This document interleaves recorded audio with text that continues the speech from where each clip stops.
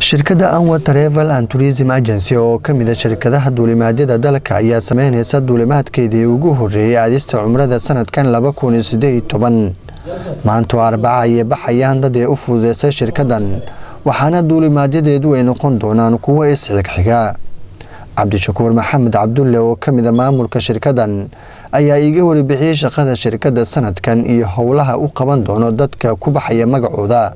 shirkadda Anwar Travel and Tourism Agency sida aad uga barateen waxay idin diyaarisay package cumra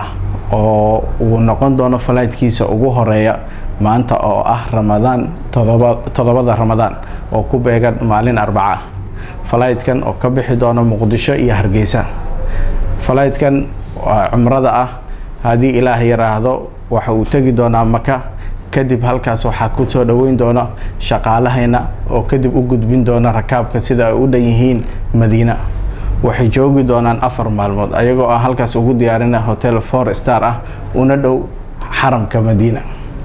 masaajidka Nabiga Kaleey salaatu wasalaam 4 maalmood kadib waxay u soo wareegi doonaan Maka u soo wareegi doonaan package kooda waa bil waxay u soo wareegi doonaan Maka waxay dogi doonaan hotel la Burj Diyafa hotelkaas oo u dhow masaajid xaramka u dhow kaasoo u jiro 700 mitir insha Allah taala package kooda wuxuu noqon doonaa muddo bila sidaas ayayna flightida isugu xigi doonaan flightka ku xiga wuxuu noqon doonaa flightka Sabtida hadii Ilaahay yiraahdo waxa idin rajaynaynaa cimro wanaagsan iyo safar wanaagsan insha Allah taala Maxamed Cusmaan Sheena oo kamid ah macaamiisha shirkaddan ee sanad walba u fududeysa safarkan ayaa iiga hadlay howlihiisa safarka bismillaah alxamdulillaah wasalaatu wasalaamu ala rasuulillah sallallahu alayhi wasallam bacd aniga magacayga la yiraahdo Maxamed Cusmaan Warsame Maxamed Sheeno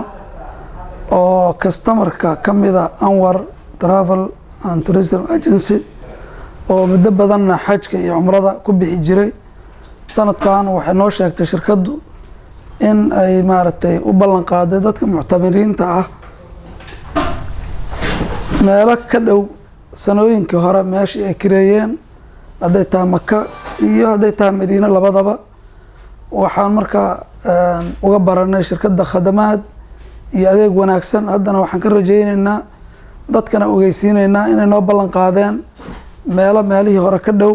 sida Maka hadda